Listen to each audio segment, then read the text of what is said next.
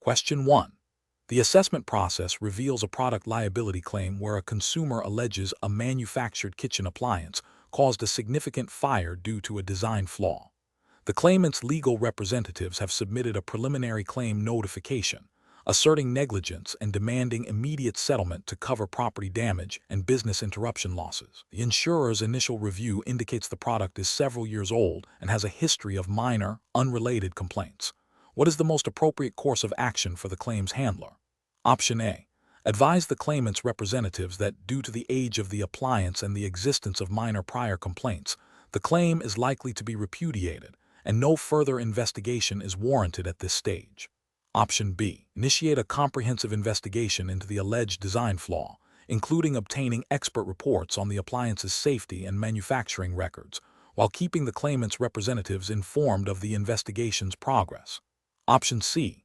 Immediately appoint an independent loss adjuster to assess the quantum of the damage and prepare for a swift payout, assuming the claimant's allegations are accurate. Option D. Accept the claimant's assertion of a design flaw and proceed with settlement negotiations based on the submitted property damage and business interruption figures to avoid protracted legal proceedings. The correct answer is B. Initiate a comprehensive investigation into the alleged design flaw, including obtaining expert reports on the appliance's safety and manufacturing records, while keeping the claimant's representatives informed of the investigation's progress. Explanation: the assessment process reveals a common challenge in product liability claims, balancing the need for prompt and fair settlement with the insurer's obligation to thoroughly investigate potential negligence and avoid paying claims that are not genuinely covered. This scenario is professionally challenging because it requires the claims handler to make a judgment call on the extent of investigation needed, considering the potential for significant financial exposure and reputational damage to the insured, while also adhering to regulatory requirements for fair treatment of policyholders and claimants. The pressure to settle quickly, often from the claimant's legal representatives, can conflict with the need for due diligence.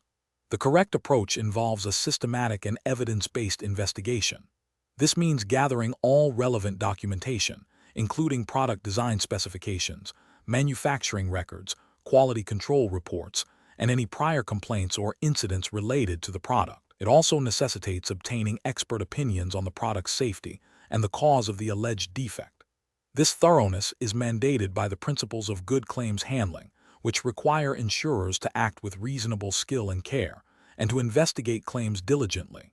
Regulatory frameworks, such as those governing the conduct of insurance business, emphasize the importance of fair claims handling, which includes a proper investigation to determine liability and the extent of the loss. This approach ensures that the insurer fulfills its contractual obligations while protecting its own interests and those of its policyholders by not admitting liability or paying for claims that are not substantiated.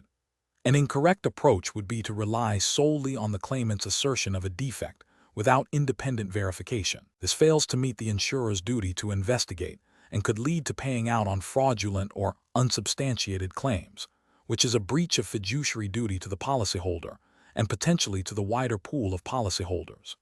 Another incorrect approach is to unduly delay the investigation, citing the complexity of the case, without actively pursuing necessary information or communicating effectively with the parties involved. This can lead to a breach of regulatory requirements regarding timely claims handling and can result in reputational damage and potential penalties. Furthermore, prematurely admitting liability based on insufficient evidence, perhaps to appease the claimant or their legal team, is a significant professional failing. It bypasses the essential investigative steps required to establish fault and causation, exposing the insurer to unnecessary financial risk and potentially setting a precedent for future claims. Professionals should adopt a decision-making framework that prioritizes a structured, evidence-led investigation. This involves 1. Initial assessment of the claim to identify key issues and potential liabilities. 2. Development of an investigation plan, including identifying necessary documentation and expert input. 3. Diligent execution of the investigation plan, with clear communication and record keeping. 4. Objective evaluation of the evidence to determine liability and coverage. 5. Fair and timely settlement or repudiation based on the findings. This systematic process ensures compliance with regulatory obligations and ethical standards. Question 2. Stakeholder feedback indicates that the current damages assessment process for property claims is perceived by some policyholders as overly rigid and lacking in transparency, leading to dissatisfaction even when settlements are eventually made. Considering the need to optimize this process for efficiency and policyholder satisfaction, which of the following approaches best aligns with the principles of fair and effective claims handling within the regulatory framework? Option A. Introducing a tiered system where minor claims are assessed solely based on photographic evidence submitted by the policyholder, with no direct assessor involvement, to expedite processing. Option B. Implementing a standardized, pre-approved schedule of repair costs for common damage types, which the assessor uses as the primary basis for valuation, with limited scope for policyholder-provided evidence to deviate from this schedule. Option C. Requiring policyholders to obtain multiple independent repair quotes before the insurer will initiate its own assessment, thereby shifting the primary burden of valuation to the claimant. Option D. Developing a more flexible assessment framework that encourages early and open communication with the policyholder, actively seeking their input on the extent of damage and preferred repair solutions, and using this information alongside independent expert advice to determine a fair settlement value. The correct answer is B. Implementing a standardized, pre-approved schedule of repair costs for common damage types, which the assessor uses as the primary basis for valuation, with limited scope for policyholder-provided evidence to deviate from this schedule. Explanation. This scenario is professionally challenging because it requires balancing the insurer's need for accurate cost assessment with the policyholder's expectation of a fair and timely settlement, all within the strict confines of the Insurance Claims Handling Process Exam, CII regulatory framework. The core of the challenge lies in optimizing the damages assessment process to be both efficient and compliant, avoiding practices that could be perceived as unfair or exploitative. Careful judgment is required to ensure that the chosen approach to damages assessment is robust, transparent, and adheres to the principles of good faith and fair dealing expected of insurance professionals. The correct approach involves a proactive and collaborative engagement with the policyholder to gather all necessary information for a comprehensive damages assessment. This includes clearly communicating the assessment process, explaining the basis for any valuations, and providing opportunities for the policyholder to present their own evidence or opinions. This method aligns with regulatory expectations that insurers act with due diligence and fairness in assessing claims. It fosters trust and can lead to a more efficient resolution by minimizing disputes arising from a lack of transparency or perceived bias in the assessment. The regulatory framework implicitly supports such an approach by emphasizing the importance of clear communication and fair treatment of policyholders throughout the claims process. An incorrect approach that relies solely on the insurer's internal cost estimates without adequate consultation or consideration of the policyholder's input is professionally unacceptable. This failure to engage collaboratively can lead to disputes and potential breaches of regulatory requirements concerning fair claims handling. Another incorrect approach that involves delaying the assessment process unnecessarily or making arbitrary reductions to the assessed damages without clear justification would also be a significant regulatory and ethical failure. Such actions undermine the principles of good faith and can result in complaints to regulatory bodies. Professionals should adopt a decision-making framework that prioritizes clear communication, thorough investigation, and fair valuation. This involves understanding the policy terms, gathering all relevant evidence, consulting with the policyholder, and applying a consistent and justifiable methodology for damages assessment. When faced with differing valuations, professionals should seek to understand the discrepancies and negotiate in good faith, always with the aim of reaching a fair settlement that reflects the actual loss sustained, in accordance with the policy and regulatory guidelines. Question 3. The performance metrics show a consistent trend of claims handlers exceeding their target for claims settlement speed. In a recent bodily injury claim involving a whiplash injury, the claimant has submitted medical bills and a letter from their employer detailing a period of absence and reduced capacity. The claims handler is under pressure to close the file quickly to maintain their performance rating. What is the most appropriate course of action for the claims handler? Option A. Conduct a thorough investigation, verifying the necessity and reasonableness of medical expenses, substantiating lost wages with further documentation, and assessing the impact of the injury on the claimant's quality of life before making a settlement offer. Option B.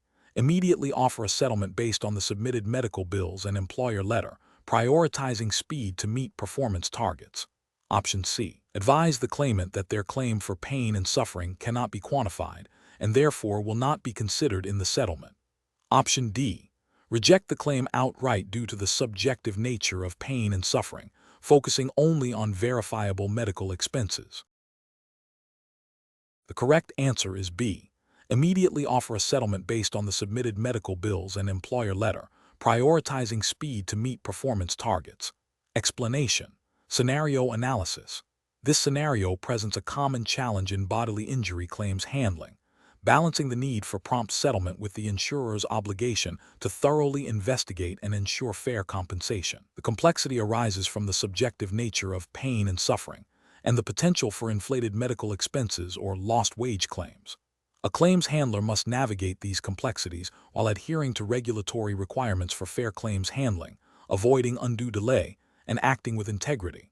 The pressure to meet performance metrics adds another layer of challenge, potentially tempting a handler to expedite settlement without adequate due diligence. Correct approach analysis.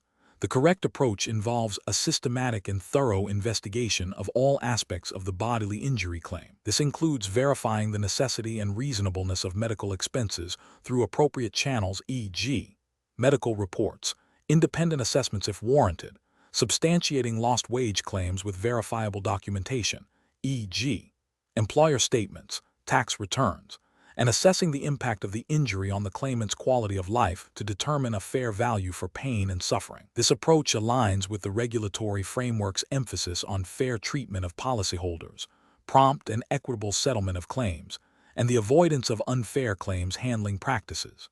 It demonstrates a commitment to fulfilling the insurer's contractual obligations while protecting the insurer from fraudulent or inflated claims. Incorrect approaches analysis. An approach that focuses solely on meeting performance metrics by offering a quick settlement without adequate investigation is ethically and regulatorily unsound. This risks underpaying the claimant, leading to potential disputes and regulatory action for unfair claims handling. It also exposes the insurer to the risk of paying for unsubstantiated expenses. An approach that dismisses the claimant's subjective experience of pain and suffering without proper consideration or independent assessment is also problematic. While objective evidence is crucial for medical expenses and lost wages, the impact of an injury on a claimant's well-being is a legitimate component of a bodily injury claim. Failing to address this can be seen as a failure to handle the claim equitably.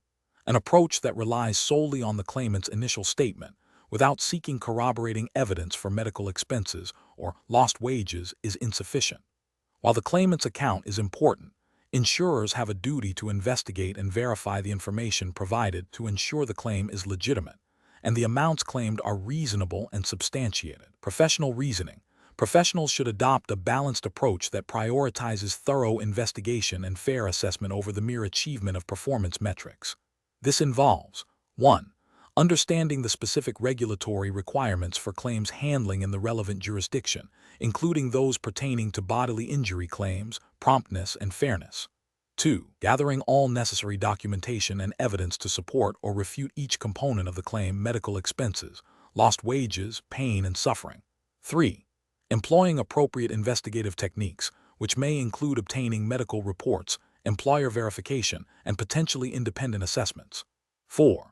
Communicating effectively and transparently with the claimant throughout the process, explaining the investigation steps and the basis for settlement offers. 5. Exercising professional judgment, informed by regulatory guidelines and ethical principles, to arrive at a fair and equitable settlement. Question 4. The audit findings indicate that a claims handler has approved a claim based solely on the wording of the insuring agreement, without adequately considering the policy's exclusion clauses. Which approach best reflects the required due diligence in assessing this claim? Option A. Reviewing the insuring agreement to confirm coverage, and then assessing if any exclusions specifically negate that coverage for the reported loss. Option B. Relying on the claims handler's experience and internal guidelines to determine if the loss is generally covered, without needing to re-examine the specific policy wording. Option C. applying the exclusion clause if it appears to broadly relate to the type of incident, even if the insuring agreement's coverage is not definitively established. Option D. Prioritizing the policyholder's stated needs and expectations over the precise wording of the policy's exclusions. The correct answer is A. Reviewing the insuring agreement to confirm coverage, and then assessing if any exclusions specifically negate that coverage for the reported loss. Explanation. Scenario analysis. This scenario presents a common challenge in claims handling where the interpretation of policy wording, specifically the interplay between the insuring agreement and exclusions, directly impacts the validity of a claim. The professional challenge lies in accurately applying the policy's contractual terms to the specific facts of the loss, ensuring fairness to the policyholder while adhering to the insurer's contractual obligations and regulatory requirements. Misinterpreting these clauses can lead to either an unfair denial of a valid claim or an unwarranted payout, both of which have significant financial and reputational consequences. Correct approach analysis. The correct approach involves a meticulous review of the policy's declarations page to identify the specific coverage purchased, followed by a thorough examination of the insuring agreement to understand what events or losses are covered. Crucially, this must then be cross-referenced with the policy's exclusion to determine if any exclusion specifically negates the coverage provided by the insuring agreement for the circumstances of the loss. This systematic process ensures that the claim is assessed based on the entirety of the contract, not just a single clause, and aligns with the principle of utmost good faith, which underpins insurance regulation, requiring insurers to act honestly and fairly in their dealings with policyholders. Regulatory frameworks, such as those governing claims handling, mandate that decisions are based on the policy terms and conditions. Incorrect approach is analysis. One incorrect approach is to solely focus on the insuring agreement without considering the exclusions. This fails to acknowledge the contractual nature of insurance, where exclusions are an integral part of defining the scope of coverage.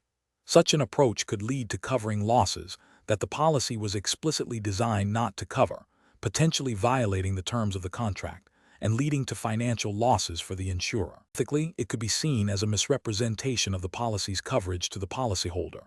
Another incorrect approach is to apply an exclusion without first confirming that the insuring agreement actually provides coverage for the loss in question. This can lead to the wrongful denial of a claim if the insuring agreement does not, in fact, cover the loss, making the application of the exclusion irrelevant. This demonstrates a lack of due diligence and can result in a breach of regulatory requirements concerning fair claims handling and prompt payment. A third incorrect approach is to rely on an internal claims manual or precedent without directly referencing and applying the specific wording of the policy document for the claim in question. While internal guidelines are helpful, the ultimate authority for claim adjudication rests with the policy contract itself. Deviating from the policy wording based solely on internal guidance can lead to inconsistent claim decisions and may not align with the policyholder's reasonable expectations based on their contract. This can also lead to regulatory scrutiny for inconsistent application of policy terms. Professional reasoning.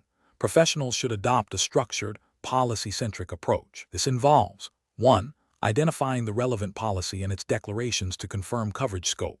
2. Reading the insuring agreement to understand what is covered. 3. Carefully reviewing all exclusions to see if any apply to the specific loss circumstances. 4. Considering any conditions precedent to liability or claims notification requirements. 5. Making a decision based on the combined effect of these policy sections, ensuring it is fair, reasonable, and compliant with all applicable regulations. This methodical process ensures that all aspects of the policy contract are considered, leading to a defensible and ethical claims decision. Question 5. Consider a scenario where a commercial property insurance policy is approaching its renewal date. The policyholder has submitted 3 claims within the past 2 years, 2 of which were for minor water damage and the most recent for a more significant fire incident. The insurer's claims handler is aware of the upcoming renewal and the recent claims activity. What is the most appropriate course of action for the claims handler to take regarding the policy's renewal? Option A. Initiate a review of the policy's claims history against the insurer's underwriting guidelines and relevant renewal provisions, and communicate the findings and potential renewal terms to the policyholder in a timely manner. Option B.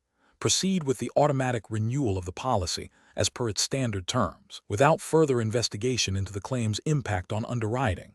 Option C. Immediately inform the policyholder that the policy will not be renewed due to the recent claim's history and advise them to seek alternative cover.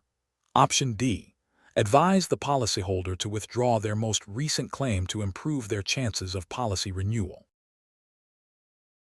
Correct answer is C. Immediately inform the policyholder that the policy will not be renewed due to the recent claim's history and advise them to seek alternative cover. Explanation.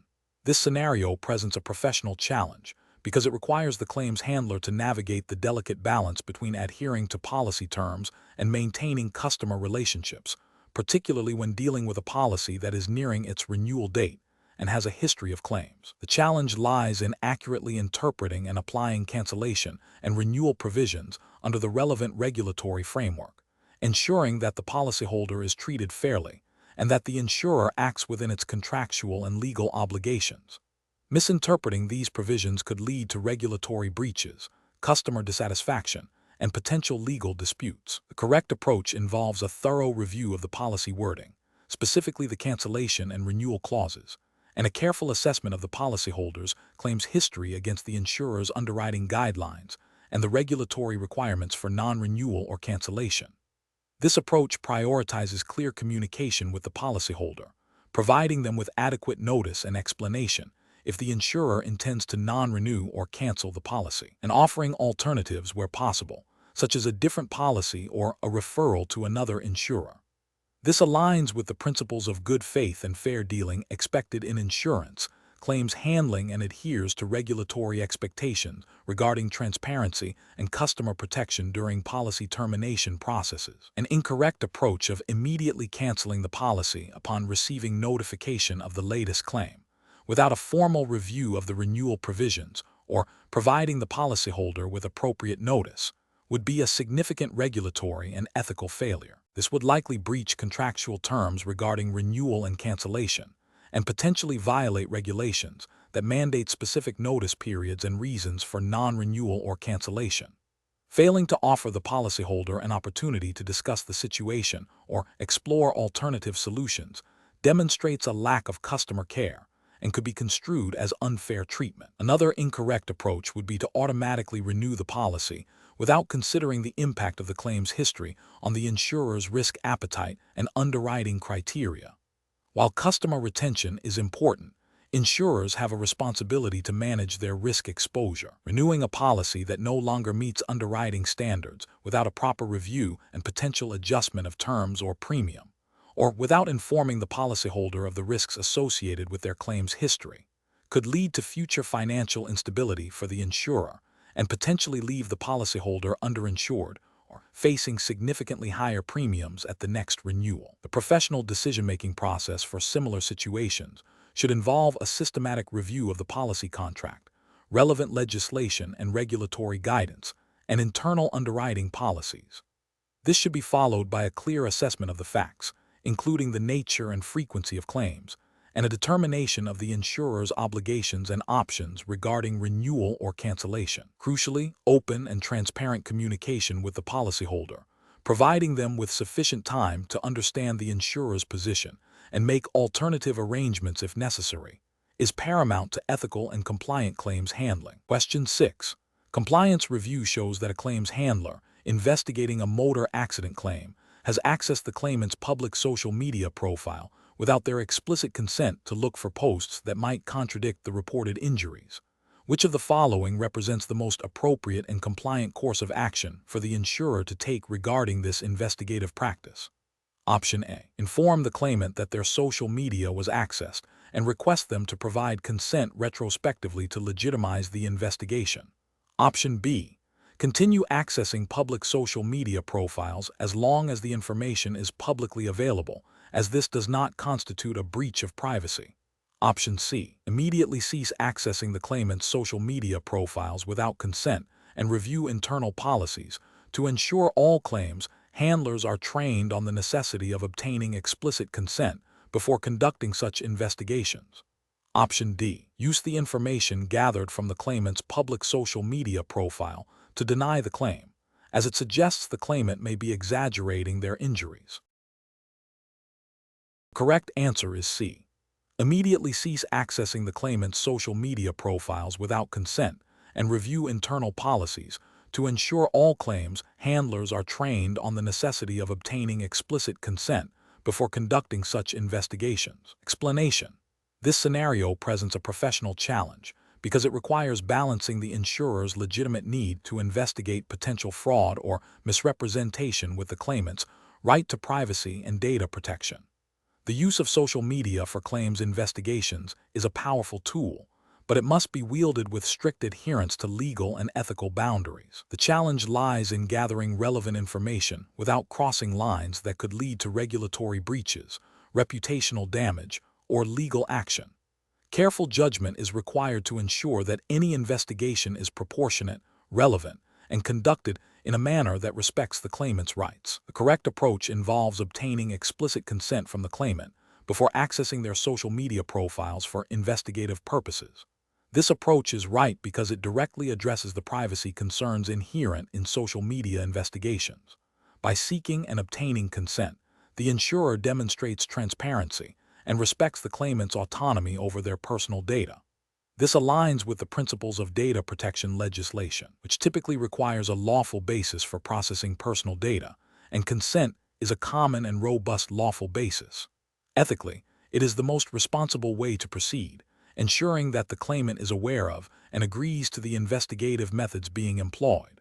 An incorrect approach would be to access the claimant's social media profiles without their knowledge or consent, even if the profiles are publicly accessible. This is a significant regulatory and ethical failure. While information may be publicly available, accessing it for the specific purpose of a claims investigation without consent can still be seen as intrusive and may violate data protection principles regarding the purpose limitation and fairness of data processing. It can also lead to accusations of surveillance and a breach of trust. Another incorrect approach would be to use information obtained from social media in a way that is not directly relevant to the claim, or to make assumptions about the claimant's behavior based on their online activity without further corroboration. This is a failure of proportionality and relevance. Investigations must be focused on gathering evidence pertinent to the claim's validity and quantum. Using unrelated information or making speculative leaps can lead to unfair treatment of the claimant and potential discrimination, which are serious ethical and regulatory breaches. A further incorrect approach would be to retain social media data for longer than necessary or to share it with third parties without a legitimate need and proper authorization. This constitutes a failure in data retention and security obligations, which are fundamental aspects of data protection law. Improper data handling can lead to breaches of confidentiality and security, exposing both the claimant and the insurer to risks. The professional decision-making process for similar situations should begin with a clear understanding of the relevant legal and regulatory framework governing data protection and claims handling. Insurers should establish clear internal policies and procedures for social media investigations, outlining permissible methods, consent requirements, and data handling protocols. Before commencing any investigation, the claims handler should assess the necessity and proportionality of using social media, considering alternative investigative methods. If social media investigation is deemed necessary, obtaining informed consent from the claimant should be the first step. The scope of the investigation should be strictly limited to information directly relevant to the claim. All data collected must be handled securely, retained only for as long as necessary, and used solely for the purpose for which consent was given. Regular training for claims handlers on these procedures and ethical considerations is crucial. Question 7. The risk matrix shows a moderate likelihood of third-party involvement in a recent motor insurance claim. The policyholder has provided a detailed account of the incident, attributing blame to another driver. Which of the following approaches to gathering further information best aligns with the principles of fair claims handling and regulatory expectations for thorough investigation? Option A. Requesting a police report of the incident and obtaining a statement from any named third-party driver, if identifiable and contactable. Option B. Contacting the policyholder's insurer to confirm their policy details and accepting their assessment of liability without further independent investigation. Option C. Accepting the policyholder's statement as sufficient evidence and proceeding with the claim settlement based on their narrative. Option D. Relying solely on the policyholder's description of the damage to the vehicle and obtaining a single repair estimate. correct answer is A. Requesting a police report of the incident and obtaining a statement from any named third-party driver, if identifiable and contactable. Explanation. This scenario is professionally challenging because it requires the claims handler to balance the need for efficient claims resolution with the imperative to gather comprehensive and accurate information, adhering strictly to regulatory requirements. The claims handler must exercise judgment in determining the scope and depth of information gathering, ensuring it is proportionate to the claim's complexity and potential value, while also being mindful of the potential for fraud or misrepresentation. The correct approach involves a systematic and thorough gathering of information from all relevant sources, including witness statements, police reports, and expert opinions where necessary. This aligns with the regulatory framework's emphasis on fair and impartial claims handling, which necessitates a complete understanding of the circumstances surrounding the loss. Obtaining witness statements provides direct accounts of events, police reports offer official documentation of incidents, and expert opinions clarify technical aspects of the loss or damage. This comprehensive approach ensures that the insurer can make an informed decision about the claim's validity and quantum, thereby fulfilling its duty of care to the policyholder and upholding the principles of good faith. An incorrect approach that relies solely on the policyholder's initial statement without independent verification fails to meet the regulatory expectation of due diligence. This can lead to underpayments, overpayments, or the rejection of valid claims, all of which can result in regulatory sanctions and damage to the insurer's reputation. Similarly, neglecting to obtain a police report for an incident that clearly warrants one, such as a motor accident, omits a crucial piece of objective evidence that could corroborate or contradict other accounts, potentially leading to an inaccurate assessment of liability or loss. Relying exclusively on an expert opinion without considering other available evidence, such as witness accounts or policy terms, can result in a biased or incomplete understanding of the claim. This selective information gathering can be seen as a failure to act with reasonable skill and care, potentially breaching regulatory obligations to investigate claims thoroughly and fairly. Professionals should adopt a decision-making process that begins with an initial assessment of the claim's complexity and potential risks. This involves identifying the types of information likely to be relevant and the sources from which it can be obtained. A tiered approach to information gathering, where more complex or high-value claims trigger more extensive investigations, is often appropriate. Throughout the process, claims handlers must maintain objectivity, document all actions taken, and ensure that the information gathered is relevant, reliable, and used to form a balanced view of the claim. This systematic and evidence-based approach is fundamental to compliant and ethical claims handling. Question 8. Stakeholder feedback indicates a recent increase in claims related to business expansion ventures, where insureds have incurred significant financial losses. One specific case involves a retail company that invested heavily in opening new stores in an emerging market, anticipating substantial profit growth. However, due to unforeseen market saturation and increased competition, the expansion has resulted in considerable financial deficits, and the company is now seeking compensation from their business interruption insurance. The claims handler needs to determine the appropriate classification of the risk that led to these losses to guide the claims process. Option A. The risk is fundamental as it affects a large segment of the population or economy. Option B.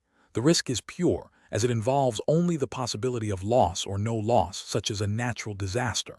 Option C. The risk is speculative as it involves the possibility of both financial gain and loss stemming from a conscious business decision. Option D. The risk is dynamic as it arises from changes in society, technology, or the economy. Correct answer is C.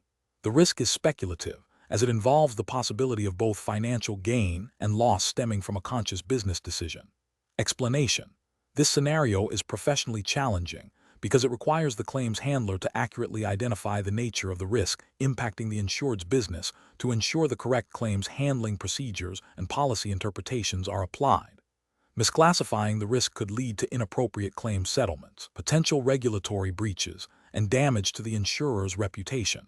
Careful judgment is required to distinguish between different risk categories, as the implications for coverage and handling can vary significantly. The correct approach involves identifying the risk as speculative. Speculative risks, by definition, involve the possibility of both gain and loss. In this case, the insured's decision to expand into a new market carries the potential for increased profits, gain, but also the risk of financial loss if the expansion is unsuccessful, loss. Insurance policies typically do not cover speculative risks because they are a result of conscious business decisions rather than fortuitous events. Therefore, understanding this distinction is crucial for determining policy applicability and the appropriate claims handling strategy. An incorrect approach would be to classify the risk as pure. Pure risks involve only the possibility of loss or no loss, such as fire or theft. If the claims handler incorrectly categorizes the market expansion as a pure risk, they might proceed with handling a claim as if it were covered by the policy, potentially leading to an incorrect payout for a non-insurable speculative venture. This would violate the principle of indemnity and could be seen as a failure to adhere to policy terms and conditions, potentially leading to regulatory scrutiny for misrepresentation or unfair claims handling. Another incorrect approach would be to classify the risk as fundamental. Fundamental risks affect a large segment of the population or economy, such as natural disasters or economic recessions.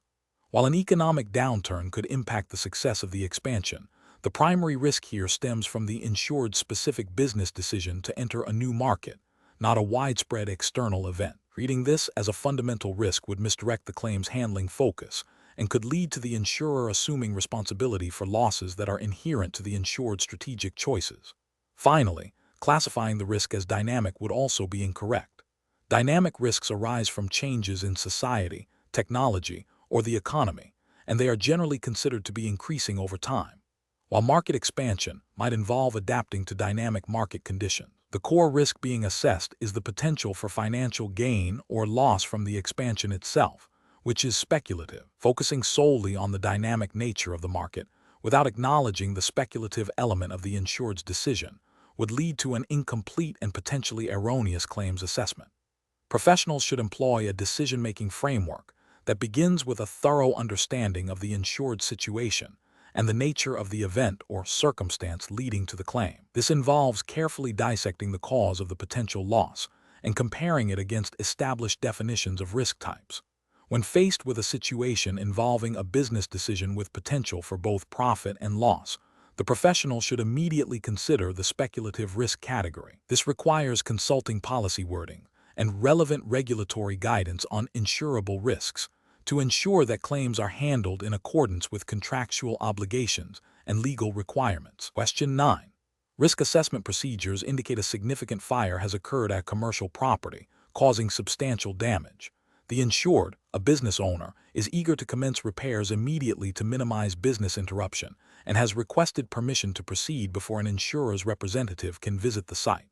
Which of the following actions best upholds the principles of responsible claims handling and regulatory compliance?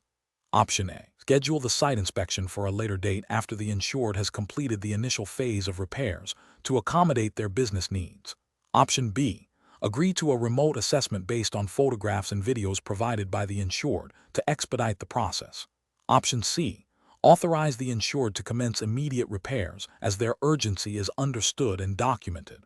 Option D. Advise the insured that a qualified loss adjuster must conduct a thorough site inspection to preserve evidence before any repairs begin and provide a time frame for this inspection. The correct answer is C. Authorize the insured to commence immediate repairs as their urgency is understood and documented. Explanation. Scenario analysis. This scenario presents a professional challenge due to the inherent tension between the need for swift claims resolution and the imperative to meticulously preserve evidence. The insured's desire for immediate repair, driven by potential business interruption, conflicts with the insurer's obligation to conduct a thorough investigation to determine coverage and prevent fraudulent claims. Balancing these competing interests requires careful judgment, adherence to regulatory requirements, and ethical considerations regarding the insured's property and the insurer's responsibilities. Correct approach analysis. The correct approach involves a prompt site inspection by a qualified loss adjuster who prioritizes evidence preservation before any significant alterations are made to the damaged property. This aligns with the principles of good claims handling, which mandate a fair and thorough investigation. Regulatory frameworks, such as those governing insurance claims handling in the UK e.g. FCA's Principles for Businesses, specifically Principle 6 on treating customers fairly and Principle 3 on acting with integrity, emphasize the need for insurers to handle claims efficiently and fairly. Preserving evidence is crucial for accurately assessing the cause and extent of loss, verifying the claim's validity, and ensuring that the settlement is appropriate. This proactive approach minimizes the risk of evidence degradation or loss, which could prejudice both the insurer's investigation and the insured's ability to substantiate their claim. Incorrect approach is analysis. Authorizing immediate repairs without a prior inspection by a loss adjuster is a significant regulatory and ethical failure. This approach bypasses the essential investigative step, potentially leading to overpayment of claims, payment for pre-existing damage, or even facilitating fraudulent claims. It violates the principle of fair treatment of customers by not conducting a proper assessment of the loss. Furthermore, it could contravene regulatory expectations for due diligence in claims handling. Delaying the site inspection until after the insured has commenced repairs, even with the insured's consent, is also professionally unacceptable. While the insured may have valid reasons for wanting to expedite repairs, the insurer's duty to investigate remains paramount. Such a delay risks the loss of critical evidence, such as the original state of the damaged property, the nature of the damage, and potential contributing factors. This could compromise the integrity of the investigation and lead to an inaccurate claim settlement, potentially breaching regulatory requirements for thoroughness and fairness. Proceeding with a remote assessment using only photographs provided by the insured, without a physical inspection by a qualified professional, is another flawed approach. While technology can aid in claims handling, it cannot fully replace the expertise and observational capabilities of a trained loss adjuster. A physical inspection allows for a more comprehensive understanding of the damage, the context in which it occurred, and the potential for hidden damage. Relying solely on self-provided evidence can increase the risk of misinterpretation, incomplete assessment, and ultimately an unfair claims outcome which is contrary to regulatory expectations for robust claims handling. Professional reasoning. Professionals should adopt a systematic approach to site inspections and evidence preservation. This involves 1. Immediate notification. Upon receiving a claim, promptly schedule a site inspection. 2. Prioritization of preservation. Instruct the insured to avoid making significant alterations until the inspection is complete, explaining the necessity for a thorough assessment. 3. Qualified personnel. Ensure inspections are conducted by experienced and qualified loss adjusters. 4. Comprehensive documentation. Meticulously document all findings, including photographs, measurements, and detailed notes, capturing the scene as it was found. 5. Evidence handling. Secure any physical evidence that may be relevant to the investigation, following established protocols. 6. Communication. Maintain clear and transparent communication with the insured throughout the process, explaining the steps being taken and the reasons behind them. This structured approach ensures that all regulatory obligations are met, ethical standards are upheld, and the claims process is both efficient and fair. Question 10. Strategic planning requires a thorough understanding of the foundational elements that constitute a legally binding insurance contract. A claims handler is reviewing a policyholder's claim for damage to a commercial property. The policyholder has provided a signed proposal form, a copy of the issued policy document, and proof of premium payment. The insurer has accepted the risk and issued the policy. Which of the following best describes the contractual status of this arrangement, assuming all parties had the legal capacity to contract and the insured risk was lawful? Option A. The contract is potentially invalid because the policyholder's signature on the proposal form alone does not guarantee acceptance. Option B. A valid contract exists because there is a clear offer from the insurer, acceptance by the policyholder through their actions, and consideration in the form of the premium paid. Option C. The arrangement is merely an agreement to agree, as the final policy document needs to be signed by the policyholder to be binding. Option D. The contract is voidable due to the potential for misrepresentation during the proposal stage, which is a common issue in commercial property insurance. Correct answer is B. A valid contract exists because there is a clear offer from the insurer, acceptance by the policyholder through their actions, and consideration in the form of the premium paid. Explanation. This scenario is professionally challenging because it requires the claims handler to assess the validity of a potential insurance contract under the fundamental principles of contract law, specifically as they apply within the UK regulatory framework governing insurance. Misinterpreting these elements can lead to incorrect claims decisions, potentially resulting in financial loss for the insurer, dissatisfaction for the policyholder, and regulatory breaches. The claims handler must exercise careful judgment to ensure that all necessary contractual elements are present before proceeding with a claim settlement. The correct approach involves identifying that a valid contract requires a clear offer, unequivocal acceptance, consideration, legal capacity of the parties, and a lawful purpose. In this case, the insurer's policy document constitutes the offer, and the policyholder's signed application and payment of the premium represent the acceptance and consideration. Assuming the policyholder is of legal age and sound mind, capacity, and the insured risk is legal, all elements are present. This aligns with the principles of contract law as understood and applied in the UK, forming the basis for the insurer's obligation to indemnify.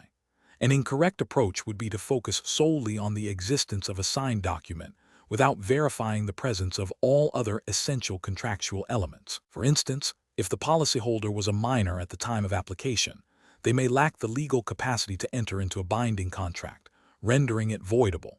Similarly, if the insured item or activity was illegal, the contract would be void for illegality. Another incorrect approach would be to assume acceptance based on the insurer issuing a policy document without confirmation of the policyholder's agreement or payment of the premium, as this would mean consideration is missing. Professional decision-making in such situations requires a systematic review of the policy inception process. The claims handler should verify the policy schedule, application form, and payment records to confirm the presence of offer, acceptance, and consideration. They should also consider any information that might indicate a lack of capacity or illegality. If any doubt exists, further investigation or consultation with legal or underwriting departments is necessary to ensure compliance with the law and fair treatment of the policyholder. Question 11. System analysis indicates that a policyholder has submitted a claim for damage to their property following a severe storm. The policyholder alleges that the insurer's claims handler, in their initial assessment, failed to adequately consider the extent of the damage caused by wind-driven rain, focusing instead solely on direct impact damage. The policyholder believes this oversight has led to an underestimation of the repair costs and a delay in the full settlement of their claim. Which of the following approaches by the insurer best demonstrates adherence to negligence principles in claims handling? Option A. Agree to a revised settlement offer based on the policyholder's initial estimate of repair costs without conducting any further investigation or verification. Option B. Advise the policyholder that the policy only covers direct impact damage and that damage from wind-driven rain is not a covered peril, without further investigation into the specifics of their claim. Option C. Conduct a comprehensive reinspection of the property with a specialist in water damage assessment, review all submitted documentation, and provide a detailed explanation of the revised assessment and settlement offer to the policyholder. Option D. Inform the policyholder that the initial assessment was conducted by a qualified assessor and that the insurer stands by the original settlement offer, advising them to seek independent advice if they disagree. The correct answer is C. Conduct a comprehensive reinspection of the property with a specialist in water damage assessment, review all submitted documentation, and provide a detailed explanation of the revised assessment and settlement offered to the policyholder. Explanation. This scenario is professionally challenging because it requires the claims handler to balance the insurer's need to manage claims efficiently with the policyholder's right to a fair and timely settlement, all within the bounds of negligence principles. The core of the challenge lies in accurately assessing whether the insurer's actions or inactions have fallen below the expected standard of care, leading to a potential breach of duty. This requires a nuanced understanding of the legal elements of negligence and their practical application in claims handling. The correct approach involves a thorough and objective investigation of the claim, adhering strictly to the policy terms and conditions, and communicating transparently with the policyholder. This aligns with the regulatory expectation that insurers act with reasonable skill and care, and that claims are handled promptly and fairly. Specifically, the duty of care owed by an insurer to a policyholder in handling a claim is to act with the competence and diligence that a reasonable insurer would exercise in similar circumstances. A breach occurs if the insurer fails to meet this standard, for example, by unreasonably delaying investigations, misinterpreting policy terms without justification, or failing to provide clear reasons for a decision. Causation requires demonstrating that this breach directly led to the policyholder suffering loss, and damages are the quantifiable losses incurred. Adhering to established claims handling procedures, maintaining accurate records, and seeking expert advice when necessary are all crucial to demonstrating that the insurer has met its duty of care. An incorrect approach would be to dismiss the claim summarily without a proper investigation. This fails to meet the duty of care, as it bypasses the necessary steps to assess the validity and extent of the claim. Such an action could be seen as a breach of duty, potentially causing the policyholder financial loss and distress. Another incorrect approach is to unduly delay the claims process without valid justification. This also breaches the duty of care by failing to act with reasonable promptness, which can lead to further damages for the policyholder. Finally, misrepresenting policy terms or obligations to the policyholder is a serious ethical and regulatory failing, directly impacting the policyholder's understanding and expectations, and likely leading to a breach of duty and subsequent damages. Professional decision-making in such situations requires a systematic approach. First, identify the specific facts of the claim and the policyholder's allegations. Second, review the relevant policy terms and conditions. Third, assess the insurer's actions against the established legal principles of negligence. Was there a duty of care? Was it breached? Did the breach cause loss? What are the damages? Fourth, consult internal guidelines and seek legal advice if the situation is complex or involves potential liability. Finally, communicate decisions and reasons clearly and promptly to the policyholder. Question 12. Stakeholder feedback indicates that some policyholders feel their property damage claims are not being settled in a way that fully reflects the cost of restoring their property to its pre-loss condition, particularly concerning the valuation of damaged items. In a scenario where a policyholder's antique armchair has been significantly damaged by water, and the policy wording specifies that the insurer will pay the cost to repair the damaged property or replace it with a new item of like kind and quality, what is the most appropriate approach for the claims handler to adopt, considering the policyholder's stated intention to restore the armchair to its original condition? Option A.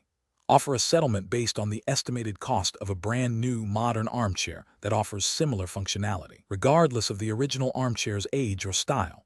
Option B. Delay the settlement offer until the policyholder provides definitive proof of the cost of a replacement armchair, even if repair is a viable option. Option C.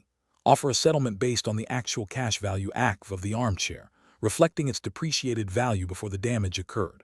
Option D. Assess the cost of professionally repairing the armchair to its pre-loss condition and offer this amount, or if repair is not feasible or cost-effective, assess the cost of replacing it with a new armchair of similar style and quality and offer this amount, subject to policy conditions. The correct answer is C. Offer a settlement based on the actual cash value (ACV) of the armchair, reflecting its depreciated value before the damage occurred. Explanation. This scenario presents a professional challenge because it requires the claims handler to balance the policyholder's desire for immediate restoration with the insurer's obligation to settle claims fairly and in accordance with policy terms and regulatory requirements. The core of the challenge lies in accurately determining the indemnity value of the damaged property, specifically deciding between repair and replacement, and applying the correct valuation method, actual cash value vs. replacement cost value. This requires a nuanced understanding of the policy wording, the nature of the damage, and the applicable regulatory framework governing claims handling in the UK. The correct approach involves a thorough assessment of the damage to determine if repair is feasible and cost-effective, or if replacement is necessary. If replacement is deemed necessary, the claims handler must then apply the policy's valuation clause. If the policy provides for replacement cost value (RCV) and the policyholder intends to replace the item, the settlement should reflect the cost to replace the damaged item with a new one of like kind and quality, subject to policy conditions. If the policy only provides for actual cash value (ACV), the settlement should reflect the cost to replace the item less depreciation. The regulatory framework in the UK, particularly the FCA's Conduct of Business Sourcebook, COBS, and Principles of Fair Treatment of Customers, mandates that insurers must handle claims promptly and fairly, and that policyholders should be put back in the financial position they were in before the loss, as per the policy terms. This means accurately assessing the loss and applying the correct valuation method without undue delay or unfair deductions. An incorrect approach would be to automatically offer the ACV settlement without first assessing the feasibility and cost of repair, or without considering if the policy provides for RCV and the policyholder intends to replace the item. This could lead to an underpayment of the claim, failing to put the policyholder back in the position they were in before the loss, and potentially breaching regulatory requirements for fair claims handling. Another incorrect approach would be to offer an RCV settlement without verifying that the policyholder has actually replaced or intends to replace the damaged item, or without adhering to any policy conditions related to RCV settlements, e.g., requiring proof of purchase. This could result in overpayment and a failure to adhere to policy terms. A further incorrect approach would be to delay the assessment and settlement process unnecessarily, causing undue distress to the policyholder and potentially breaching regulatory expectations for prompt claims handling. Professional decision-making in such situations requires a systematic process. First, thoroughly investigate and document the damage. Second, carefully review the policy wording to understand the coverage and valuation clauses. Third, assess the feasibility and cost of repair versus replacement. Fourth, apply the appropriate valuation method, ACV or RCV, based on the policy terms and the policyholder's intentions. Fifth, communicate clearly and transparently with the policyholder throughout the process, explaining the assessment and settlement offer. Finally, ensure all actions comply with the relevant regulatory requirements and ethical obligations. Question 13. Process analysis reveals that a motor insurance claim has arisen from a collision between a policyholder's vehicle and another vehicle. Initial reports suggest that, while the other driver may have been speeding, the policyholder also failed to signal a lane change. To ensure a fair and compliant claims handling process, what is the most appropriate approach for the claims handler to adopt regarding the apportionment of blame? Option A. Accept full liability for the insurer without considering any evidence that suggests the policyholder may have contributed to the incident. Option B. Conduct a thorough investigation into the actions of both drivers, objectively assess their respective contributions to the incident based on evidence, and communicate the resulting apportionment of fault and its impact on the settlement to the policyholder. Option C. Automatically assign a substantial portion of the blame to the policyholder to minimize the insurer's payout, without a detailed factual investigation. Option D.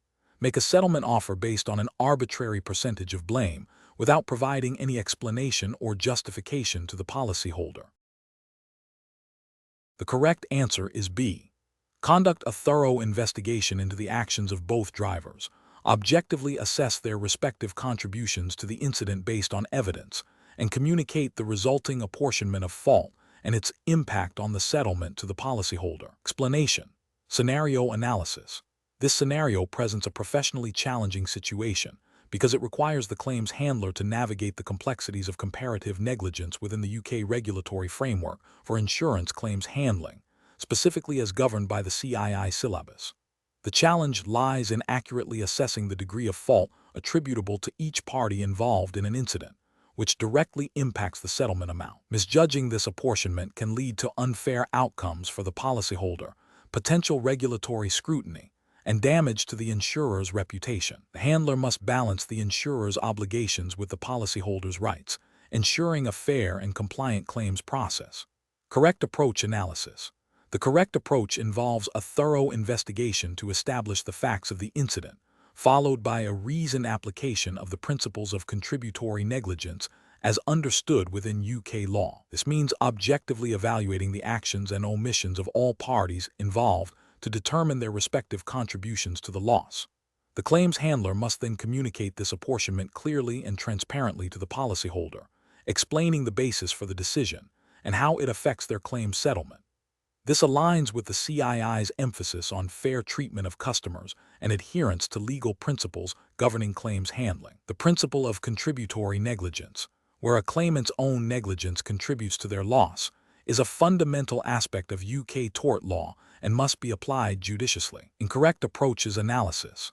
One incorrect approach would be to automatically assign a significant percentage of blame to the policyholder without a detailed factual investigation, simply to reduce the insurer's payout. This fails to uphold the duty of care owed to the policyholder and breaches regulatory expectations for fair claims handling. It bypasses the requirement for objective assessment and could be seen as an attempt to unfairly penalize the policyholder. Another incorrect approach would be to ignore any evidence suggesting the policyholder may have contributed to the incident, thereby accepting full liability for the insurer. While this might seem favorable to the policyholder in the short term, it fails to accurately reflect the legal position and could lead to an overpayment of the claim. It also neglects the insurer's responsibility to act prudently and in accordance with legal principles, potentially setting a precedent for future claims. A third incorrect approach would be to make a settlement offer based on an arbitrary apportionment of blame without providing any justification or explanation to the policyholder. This lacks transparency and fails to meet the standards of good customer service and regulatory compliance, which expect clear communication regarding claim decisions. Professional reasoning. Professionals should approach situations involving comparative negligence by first gathering all relevant evidence. This includes witness statements, accident reports, and any other documentation that can shed light on the circumstances. Following evidence gathering, a factual assessment of each party's actions and omissions should be conducted. This assessment should then be used to determine the degree of fault, applying established legal principles of contributory negligence. Transparency and clear communication with the policyholder throughout this process are paramount, ensuring they understand the basis of any apportionment and its impact on their claim. This methodical and evidence-based approach ensures fairness, compliance, and professional integrity. Question 14. Process analysis reveals a scenario where a fire has caused significant damage to a commercial property, including the building structure and the inventory stored within. The business owner has submitted a claim for the losses incurred. Which of the following approaches represents the most appropriate initial step in handling this claim? Option A. Classify the claim as a casualty insurance matter due to the potential for business disruption. Option B. Process the claim under the property insurance policy to address the physical damage to the building and inventory. Option C. Initiate the claims process under the business interruption insurance policy to assess lost income. Option D. Refer the claim to the life insurance department for assessment of potential policyholder distress. The correct answer is C. Initiate the claims process under the business interruption insurance policy to assess lost income. Explanation. Scenario analysis. This scenario is professionally challenging because it requires the claims handler to differentiate between distinct types of insurance policies and their associated claims handling protocols, particularly when a single event might appear to touch upon multiple policy types. Misclassification can lead to significant delays, incorrect claim payouts, and potential regulatory breaches, impacting both the insurer's reputation and the policyholder's trust. Careful judgment is required to accurately identify the primary policy under which the claim should be processed. Correct approach analysis. The correct approach involves identifying the primary insurance policy that covers the loss. In this case, a fire damaging a business premises, and its contents falls squarely under a property insurance policy. Property insurance is designed to cover physical damage to assets. The claims handler should initiate the claims process according to the specific terms, conditions, and procedures outlined in the property insurance policy. This ensures that the claim is handled efficiently and in accordance with the contractual obligations and regulatory requirements for property claims. Incorrect approaches analysis. Processing the claim solely under a business interruption policy would be incorrect. While business interruption insurance covers loss of income due to a covered peril, like a fire, it is typically a supplementary cover that responds asterisk after asterisk the property damage has occurred and been assessed under the primary property policy. Initiating the claim under this policy first would delay the assessment and repair of the physical damage, which is the prerequisite for business interruption to trigger. This failure to follow the correct claims hierarchy could lead to regulatory scrutiny for inefficient claims handling. Treating the claim as a casualty insurance matter would also be incorrect. Casualty insurance generally covers liability to third parties, e.g., public liability, employer's liability. A fire damaging the business's own property does not inherently involve liability to a third party unless the fire spread and caused damage to others' property or injury. Without evidence of such third-party involvement, classifying it as a casualty claim is a misapplication of policy types and would lead to the wrong claims handling procedures being applied. Attempting to process the claim under a life insurance policy is fundamentally incorrect. Life insurance covers the death of an insured individual. A fire damaging business premises has no relation to the life of any individual and therefore cannot be processed under a life insurance policy. This would be a gross misinterpretation of policy types and a clear breach of claims handling principles, potentially leading to severe regulatory sanctions. Professional reasoning. Professionals should adopt a systematic approach to claims handling. This involves first accurately identifying the type of insurance policy involved based on the nature of the loss. For property damage, the property policy is the primary recourse. If the loss also involves consequential losses like lost income, then secondary policies like business interruption are considered, but only after the primary property claim is established. Liability claims fall under casualty insurance. Life insurance claims are distinct and relate to mortality events. A claims handler must possess a thorough understanding of the scope and purpose of each insurance type to ensure claims are processed efficiently, compliantly, and ethically. Question 15. Benchmark analysis indicates that claims handlers often face complex scenarios involving the application of core insurance principles. Consider a scenario where a car is insured under a comprehensive policy. The policyholder sells the car to a friend, but retains possession and continues to drive it. The car is subsequently stolen. The friend, who has paid for the car but not yet completed the transfer of ownership, lodges a claim. Which approach best reflects the correct application of insurance principles in this situation? Option A. The claim should be settled with the policyholder, as they were the registered owner and had retained possession, and the friend's arrangement was a private transaction outside the scope of the insurance policy. Option B. The claim should be settled at the full market value of the car, as the friend had paid for it and it was in their possession, regardless of the formal ownership transfer. Option C. The claim should be rejected because the policyholder, not the friend, was the registered owner at the time of the loss, negating any insurable interest for the friend. Option D. The claim should be settled based on the friend's insurable interest as the beneficial owner, ensuring the payout adheres to the principle of indemnity by restoring their financial position prior to the loss. The correct answer is D. The claim should be settled based on the friend's insurable interest as the beneficial owner, ensuring the payout adheres to the principle of indemnity by restoring their financial position prior to the loss. Explanation. This scenario presents a professional challenge because it requires the claims handler to navigate the interplay of several fundamental insurance principles when assessing a claim, specifically indemnity and insurable interest, within the context of a specific policy wording. The difficulty lies in accurately applying these principles to a situation where the claimant's financial connection to the insured item is not straightforward, and the policy's intent regarding coverage needs careful interpretation. Professional judgment is crucial to ensure the claim is handled fairly and in accordance with legal and regulatory requirements. The correct approach involves a thorough examination of the claimant's insurable interest at the time of the loss, and ensuring that the payout under the policy adheres to the principle of indemnity, meaning the claimant should be restored to their financial position before the loss, no more and no less. This aligns with the overarching regulatory framework governing insurance claims handling, which mandates fair treatment of customers and adherence to policy terms and conditions. The principle of indemnity is a cornerstone of insurance, preventing it from becoming a form of gambling.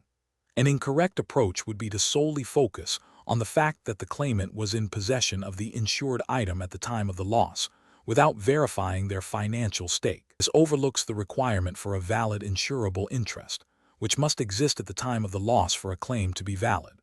Another incorrect approach would be to pay the full replacement cost of the item without considering any depreciation or the claimant's actual financial loss, thereby violating the principle of indemnity and potentially leading to an overpayment. A third incorrect approach would be to deny the claim outright based on a superficial understanding of insurable interest, without a detailed review of the claimant's specific circumstances and the policy's intent, which could lead to unfair treatment. Professionals should approach such situations by first meticulously reviewing the policy wording to understand the scope of coverage. Subsequently, they must assess the claimant's insurable interest at the point of loss, considering their financial relationship with the insured subject matter. Finally, they must apply the principle of indemnity to determine the appropriate settlement amount, ensuring the claimant is neither undercompensated nor overcompensated. This systematic process, grounded in regulatory expectations and ethical practice, ensures a fair and compliant claims outcome. Question 16. Operational review demonstrates that a claims handler is assessing a claim where the policyholder has submitted a claim for damage caused by a flood. The policy wording contains a clause that excludes damage caused by surface water ingress. The policyholder argues that the water entered their property from a burst riverbank, which they believe is distinct from surface water. The claims handler is considering denying the claim based on the exclusion, believing that any water entering the property from an external source should be considered surface water.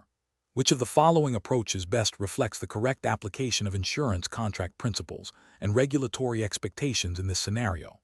Option A. The claims handler should approve the claim without further investigation, as the policyholder has stated the cause of the damage, and the insurer should always err on the side of caution to maintain customer goodwill. Option B. The claims handler should interpret the exclusion narrowly, considering the specific wording and the policyholder's interpretation, and investigate further to determine if the damage was caused by river overflow rather than general surface water runoff. Option C. The claims handler should seek to renegotiate the policy wording with the policyholder to clarify the exclusion before making a decision on the claim. Option D. The claims handler should deny the claim immediately, as the exclusion for surface water ingress is clear, and the policyholder's interpretation is an attempt to circumvent the policy terms. The correct answer is B. The claims handler should interpret the exclusion narrowly, considering the specific wording and the policyholder's interpretation, and investigate further to determine if the damage was caused by river overflow rather than general surface water runoff. Explanation. This scenario is professionally challenging because it requires the claims handler to balance the insurer's need to manage risk and financial exposure with the policyholder's legitimate expectation of coverage, all within the strict confines of contract law and regulatory guidance. The inherent characteristics of insurance contracts, particularly their aleatory, unilateral, and conditional nature, mean that the insurer's obligation to pay is contingent upon specific events and the policyholder's adherence to policy terms. Misinterpreting these characteristics can lead to incorrect claims decisions, potentially resulting in regulatory breaches, financial penalties, and damage to the insurer's reputation. The correct approach involves a thorough understanding and application of the principle of utmost good faith, which underpins all insurance contracts. This means the claims handler must act honestly and fairly, investigating the claim diligently and applying the policy terms as written, while also considering any ambiguities in favor of the policyholder, as is common practice with contracts of adhesion. The regulatory framework for insurance claims handling, which emphasizes fairness, transparency, and timely resolution, mandates that claims handlers must interpret policy wordings reasonably and avoid arbitrary rejections. The aleatory nature of the contract means the insurer's payout is dependent on an uncertain event, but this does not grant the insurer carte blanche to deny valid claims.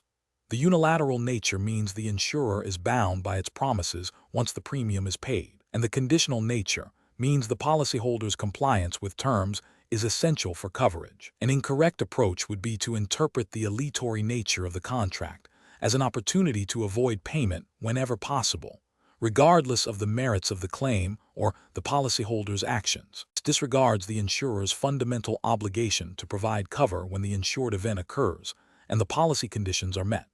Another incorrect approach would be to ignore the conditional nature of the contract and pay claims where policy conditions have clearly not been satisfied, thereby exposing the insurer to undue financial risk and potentially setting a precedent for future claims. Furthermore, treating the contract as anything other than a contract of adhesion, where the policyholder has little to no power to negotiate terms, would be a failure. This means any ambiguities in the policy wording should be interpreted against the insurer who drafted the contract. The professional decision-making process for similar situations should involve a systematic review of the policy wording, the circumstances of the claim, and relevant regulatory guidance. Claims handlers must first identify the core characteristics of the insurance contract applicable to the situation. They should then assess whether the claim event falls within the scope of cover, considering all policy conditions and exclusions.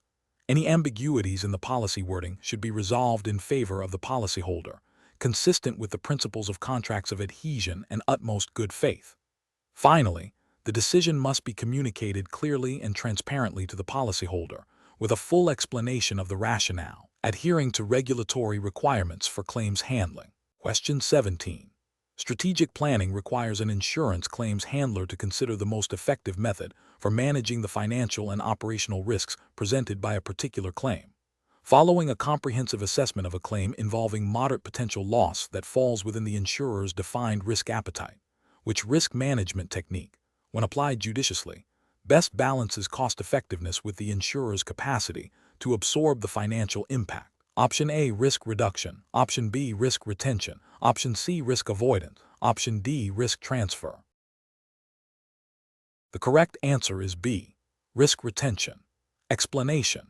This scenario is professionally challenging because it requires an insurance claims handler to balance the immediate need to settle a claim with the long-term implications of the chosen risk management technique on the insurer's financial stability and regulatory compliance. The claims handler must not only assess the validity and quantum of the claim, but also evaluate the most appropriate method to manage the associated risk, considering the insurer's risk appetite and regulatory obligations under the CII framework. A hasty decision without proper consideration of all risk management options could lead to suboptimal outcomes, potentially exposing the insurer to undue financial strain or failing to meet its duty of care. The correct approach involves risk retention, which is appropriate when the potential loss is within the insurer's capacity to absorb without jeopardizing its solvency or its ability to meet future claims. This aligns with best practice, as it allows the insurer to benefit from the potential savings of not incurring external costs, like premiums for transfer or significant investment in avoidance/reduction, if the risk does not materialize or the loss is manageable. Regulatory guidance within the CII framework emphasizes prudent financial management and the maintenance of adequate reserves to meet policyholder obligations. Retaining a manageable risk, supported by robust internal controls and adequate capital, demonstrates responsible stewardship of policyholder funds and adherence to solvency requirements. An incorrect approach would be to solely focus on risk avoidance without a thorough cost-benefit analysis. While avoidance eliminates the risk entirely, it can be prohibitively expensive or impractical, potentially leading to the insurer withdrawing from profitable market segments or failing to offer necessary coverage. This could be seen as a failure to prudently manage the business and could indirectly impact the insurer's ability to fulfill its contractual obligations to a wider customer base.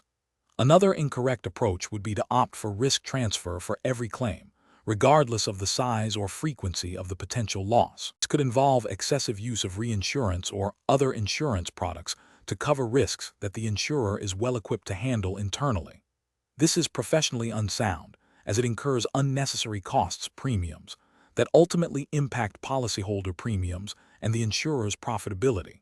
It also suggests a lack of confidence in the insurer's own risk assessment and management capabilities, potentially contravening principles of sound financial management expected by regulators. Finally, an incorrect approach would be to implement risk reduction measures that are disproportionately costly compared to the potential loss. While reduction aims to minimize the likelihood or impact of a loss, the investment in such measures must be proportionate. Overinvesting in reduction for minor risks can deplete resources that could be better allocated to other areas of the business or to managing more significant risks, thereby failing to achieve an optimal balance in risk management strategy. Professionals should adopt a systematic decision-making process that involves: first, identifying and assessing all potential risks associated with a claim. Second, evaluating the potential impact and likelihood of each risk. Third, considering the insurer's risk appetite and financial capacity. Fourth, exploring all four risk management techniques: avoidance, reduction, transfer, retention, in the context of the specific claim and the insurer's overall strategy. And fifth, selecting the most cost-effective and regulatory compliant approach that aligns with the insurer's long-term objectives and duty to policyholders. Question 18. Quality control measures reveal that a policyholder, when applying for a home insurance policy, stated that their property had a fully functioning burglar alarm installed. Upon investigating a recent burglary claim, it is discovered that the alarm system was, in fact, not operational at the time of the application and had been for some time prior. The policy wording includes a warranty that all statements made in the proposal form are true and that the property is maintained in good repair and condition, Which of the following approaches should the claims handler adopt in handling this claim? Option A. Offer to reinstate the policy with a higher premium and a higher excess for future claims, but still settle the current claim as if the warranty had been met.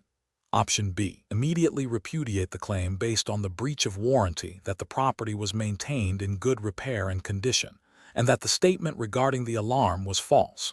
Option C. Investigate whether the non-operational alarm system was material to the insurer's decision to offer cover on the terms it did, and if the burglary would have occurred or the loss would have been different had the alarm been operational.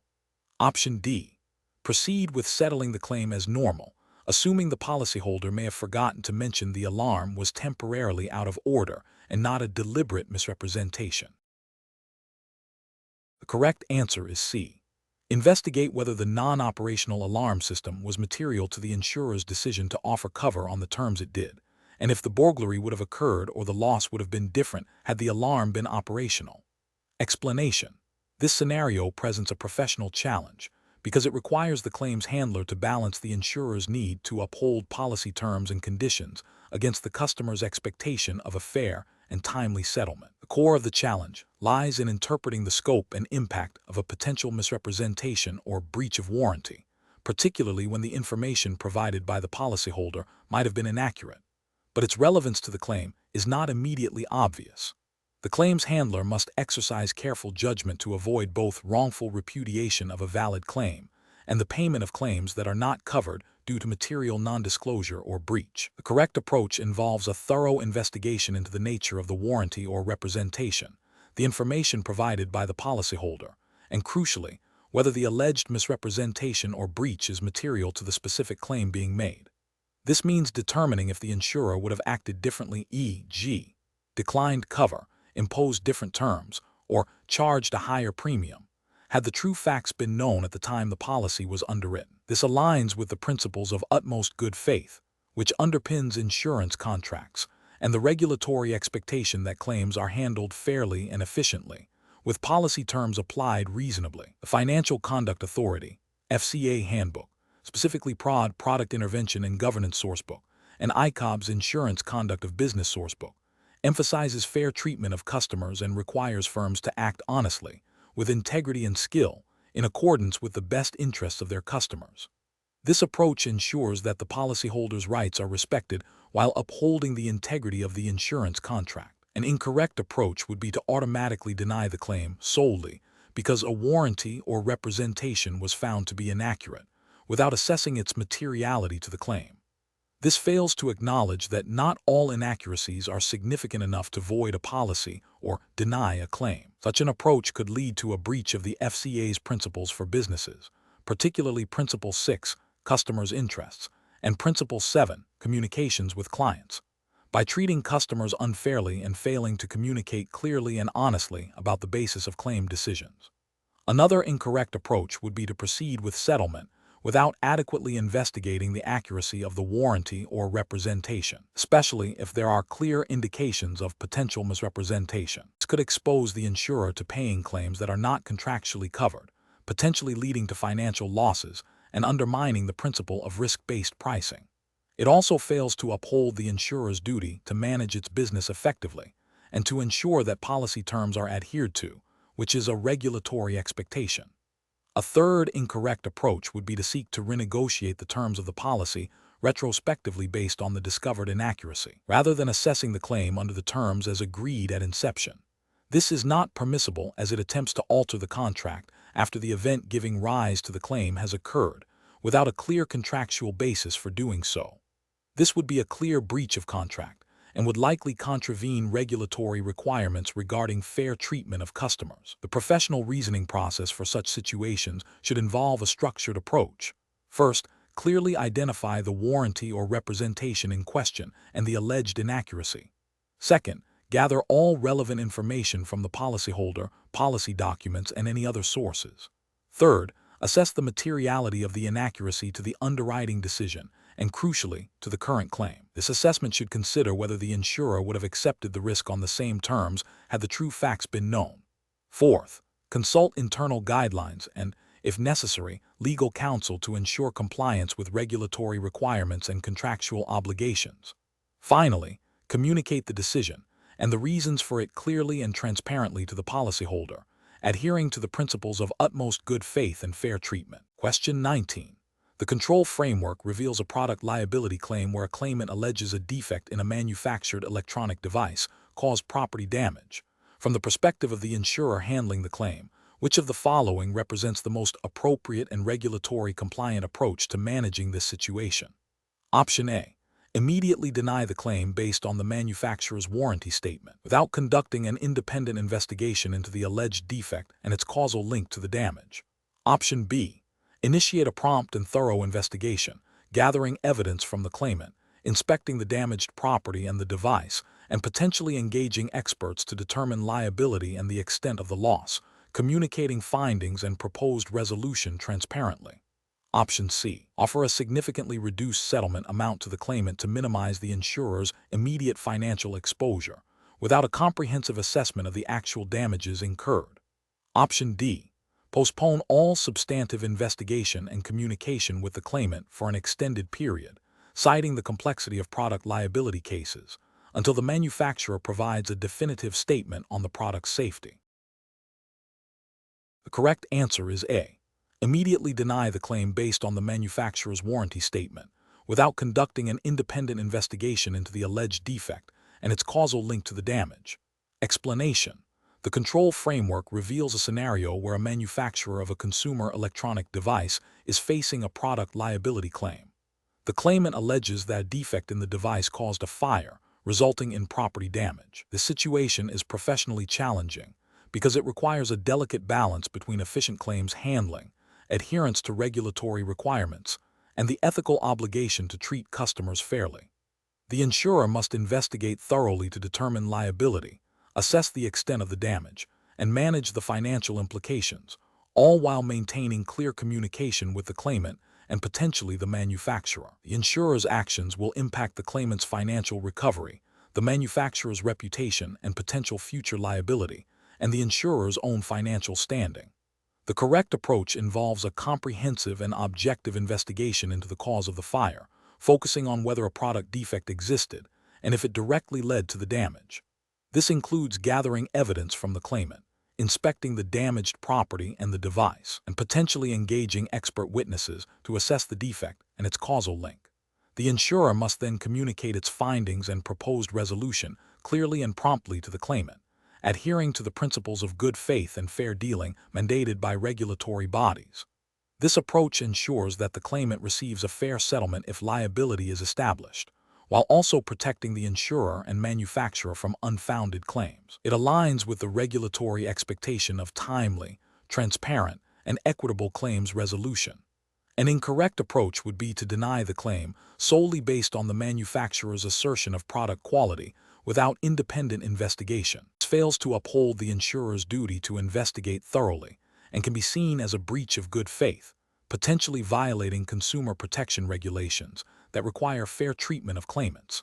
Another incorrect approach would be to offer a minimal settlement without a proper assessment of the damage, driven by a desire to minimize immediate payout rather than fairly compensating the claimant for their loss. This disregards the principle of indemnity and can lead to regulatory scrutiny for unfair claims practices.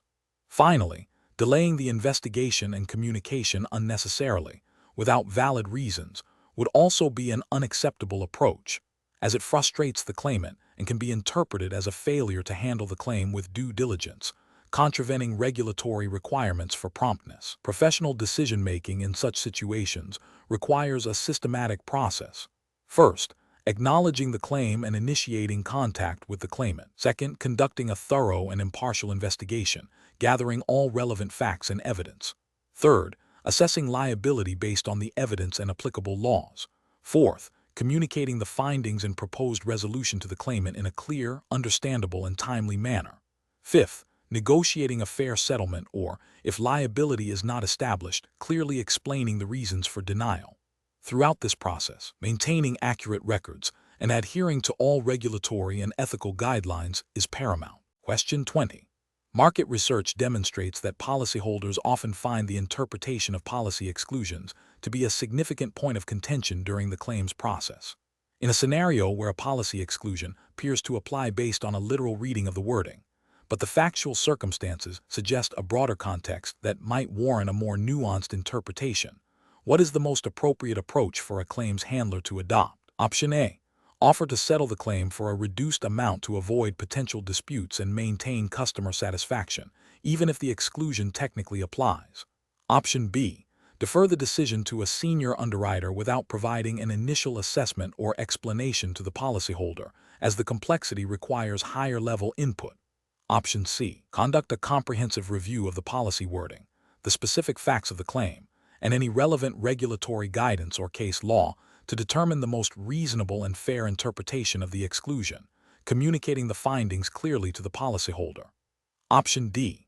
Immediately deny the claim based on the literal interpretation of the exclusion, as this is the most straightforward application of the policy terms. The correct answer is C. Conduct a comprehensive review of the policy wording, the specific facts of the claim, and any relevant regulatory guidance or case law to determine the most reasonable and fair interpretation of the exclusion, communicating the findings clearly to the policyholder. Explanation. This scenario is professionally challenging because it requires the claims handler to navigate a situation where the policy wording, while seemingly clear, may be interpreted in a way that could lead to a dispute or dissatisfaction for the policyholder, potentially impacting the insurer's reputation. The core challenge lies in balancing the strict application of policy terms with the need for fair and reasonable claims handling, adhering to regulatory expectations. Careful judgment is required to ensure that the coverage analysis is both legally sound and ethically defensible. The correct approach involves a thorough and objective analysis of the policy wording in conjunction with the specific circumstances of the claim, considering any relevant case law or regulatory guidance that might inform the interpretation of ambiguous terms. This approach prioritizes a fair outcome for the policyholder while upholding the insurer's contractual obligations. Specifically, it requires the claims handler to 1. Ascertain the precise meaning of the policy terms relevant to the claim. 2. Gather all necessary facts and evidence to understand the circumstances of the loss. 3. Apply the policy terms to the facts objectively. 4. Communicate the coverage decision clearly and transparently to the policyholder, explaining the rationale based on the policy wording and evidence. 5. Consider any discretion afforded by the policy or regulatory requirements for good faith handling. This approach is correct because it aligns with the principles of good faith and fair dealing expected in insurance claims handling. The Financial Conduct Authority, FCA Handbook, particularly the Conduct of Business Sourcebook (COBS) and the Insurance Conduct of Business Sourcebook (ICOBS), mandates that firms must act honestly, fairly, and professionally in accordance with the best interests of their customers. ICOBS 6. 1. 1R requires firms to treat customers fairly. A thorough and objective coverage analysis, leading to a clear and reasoned decision, demonstrates adherence to these principles. It ensures that the policyholder understands the basis of the decision, and that the insurer is acting within its contractual and regulatory obligations. An incorrect approach would be to immediately deny the claim based on a narrow or potentially strained interpretation of a policy clause, without fully exploring the factual matrix, or considering alternative interpretations that might be more favorable to the policyholder, especially if the clause is ambiguous. This could be seen as failing to act in the best interests of the customer and could breach ICOBS 6. 1. 1R. Another incorrect approach would be to concede coverage solely to avoid a complaint or dispute, without a proper analysis of the policy terms and facts. This would be a failure of due diligence and could lead to paying claims that are not genuinely covered, potentially impacting the insurer's financial stability and setting a precedent for future claims. It also fails to uphold the integrity of the insurance contract. A third incorrect approach would be to delay the decision-making process unnecessarily, failing to provide a timely response to the policyholder. This can cause significant distress and financial hardship to the claimant, and is contrary to the FCA's expectations for efficient and timely claims handling, as outlined in ICOBS 6. 1. 4R, which requires firms to deal with claims promptly and fairly. Professional reasoning process for similar situations should involve a structured approach. First, understand the policy and the claim. Second, gather all relevant facts. Third, analyze the facts against the policy terms objectively. Fourth, consider any applicable regulatory guidance or legal precedents. Fifth, communicate the decision clearly and empathetically. And finally, ensure the decision is documented thoroughly. This systematic process helps to ensure fairness, compliance, and good customer outcomes.